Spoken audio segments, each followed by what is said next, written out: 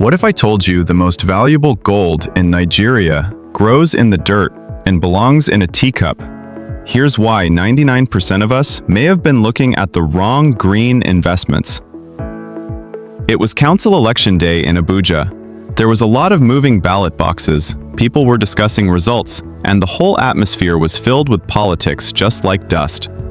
At one point, a man who was completely indifferent to all this noise sat next to me. While everyone else was talking about the candidates, he simply leaned over and whispered in a calm but confident voice that he could make serious money from ginger. That line really got me. Ginger, Zingiber officinale, is not just a kitchen spice, it's a cash crop. In a country like Nigeria, agriculture is stamped all over the land, yet we keep ignoring the very crops that are quietly waiting for us at the markets. One of those is ginger. It is a major ingredient in our soups, teas, and medicines. It is sold in small local markets and is also shipped overseas in large quantities. But most people only see it as a spice and not as a business. The more I researched, the more it became obvious. Nigerian ginger has a worldwide reputation for its strong fragrance and its high content of oil. It is the favorite of food companies, pharmaceutical factories, beverage makers, and export buyers. This is no insignificant kitchen ingredient. This is a business commodity with a well-organized demand. He was not just throwing words around, he knew the game behind the spice. You don't need land to start.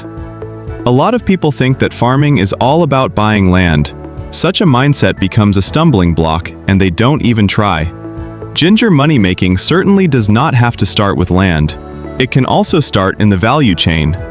Imagine ginger as a flowing river. Farmers cultivate it, traders carry it, processors dry and grind it, retailers package it, exporters ship it. Value is added at each stage and profits are made. One who has limited money can start as a connector.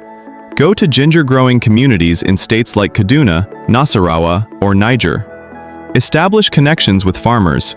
Then get them to buyers in cities like Abuja or Lagos.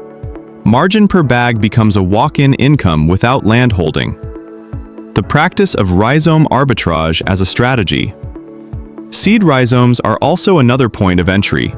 Pieces of root called rhizomes are used for planting ginger. Before the planting season, farmers are on the lookout for good quality planting materials. When there is a shortage of supply, prices go up. A clever beginner can purchase early, keep properly, and sell at the height of demand. Such roots demand more from one in terms of planning, trust, and timing rather than heavy capital. Learning can take place through starting small, and hence risk is not overwhelming. For the producers, the 9-month wealth cycle. Ginger cultivation requires a lot of self-restraint for those who are ready to farm directly. It thrives in well-drained, fertile soil with moderate rainfall. Planting is generally done at the beginning of the rains. The rhizomes are cut into pieces and planted in ridges. Over a period of 8 to 9 months, green shoots come up while the real worth is being developed underground. However, profit is not guaranteed. Ahead of planting, the best farmers always work out the budget of their farm. Things like seed rhizomes, labor, fertilizer or manure, weed control, and transport should be listed. Without cost analysis, revenue figures can be confusing. Market planning is just as vital. If you wait until harvest to look for buyers, you expose yourself to lower prices.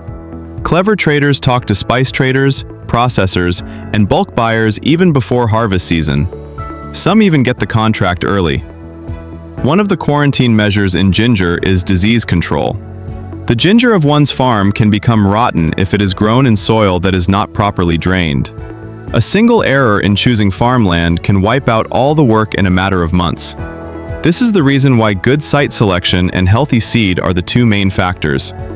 As in other areas of life, one reaps what one sows.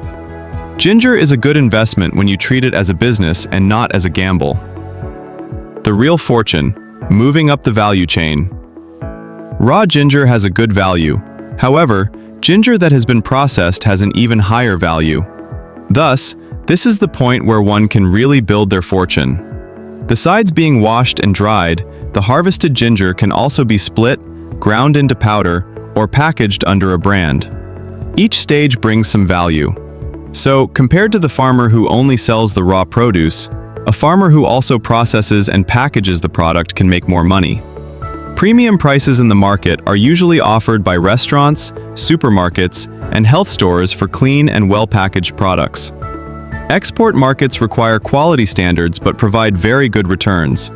Therefore, income can be elevated if one moves up the value chain. Most probably, the guy that I happened to be talking with during the election understood at one level or another as well that wealth in agriculture rarely comes only from a good planting. It is more about understanding the flow, time, quality, and positioning of the market. The ginger does not make a loud call to get attention. It just grows silently beneath the soil. Anyway, if one had a well-thought-out plan, kept records, built relationships, and reinvested, it could be a very reliable income. Amazing opportunities are not always presented excitingly. At times, it just looks like a root in the earth, only waiting for someone patient enough to harvest it wisely.